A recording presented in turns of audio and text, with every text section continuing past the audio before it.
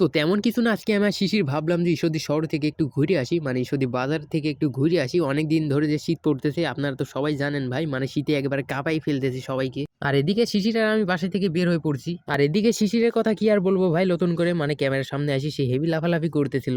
আচ্ছা।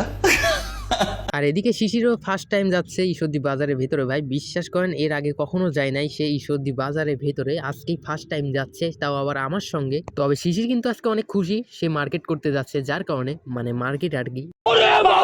দেন তারপর আমি আর শিশির একেবারে লাফ দিয়ে উঠে পড়ি অটোর ভিতরে। আর এদিকে শিশিরের কথা না বললেই নয় ভাই, আমার ক্যামেরার দিকে যেভাবে তাকাইতেছিল শিশির, মানে প্রত্যেকটা মেয়ে তার প্রেমে পড়ে যাবে। তো ফাইনালি আমি আর শিশির চলে আসলাম ঈশ্বরদী বাজারের ভিতরে। আর আজকে কিন্তু আমাকে শিশির ফার্স্টেই বলছে যে আজকে আমি জুতা কিনবো, তারপরে সবকিছু তোর সঙ্গে ঘুরে ঘুরে দেখবো ঈশ্বরদী বাজারের ভিতরে, যার কারণে আমি শিশিরের পিছন পিছন যাচ্ছিলাম। আর আজকে কিন্তু শিশির জুতা কিনবো তার ফেভারিট দোকান থেকে। তো ফাইনালি চলে আসলাম শিশিরের ফেভারিট দোকান, এটাই হচ্ছে শিশিরের ফেভারিট দোকান ভাই, মানে শিশির যা কিনে এইখান থেকে সবকিছু কিনে নিয়ে যাই। আর আপনারা যারা এখানে আসতে চান ঈশ্বরদী বাজার থেকে একটু ভিতরে চলে আসবেন, তাইলে কিন্তু দোকানটা পেয়ে যাবেন আপনারা।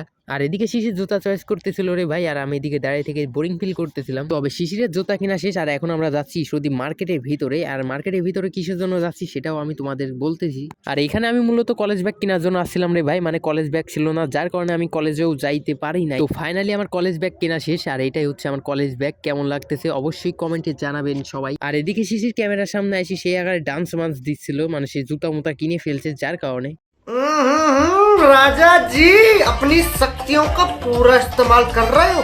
তারপর শিশির আমাকে বললো যে চল আজকে জ্যাকেট ডেকে আছি, যার কারণে শিশির এদিকে জ্যাকেট ম্যাকেট পরে টাইল মাইল দিতেছিল, আমি শুধু সেগুলোই দেখতেছিলাম। তবে এদিকে শিশির যে ঝুলা কিনছে রে ভাই, মানে 3-4 বছর না কিনলেও চলবে।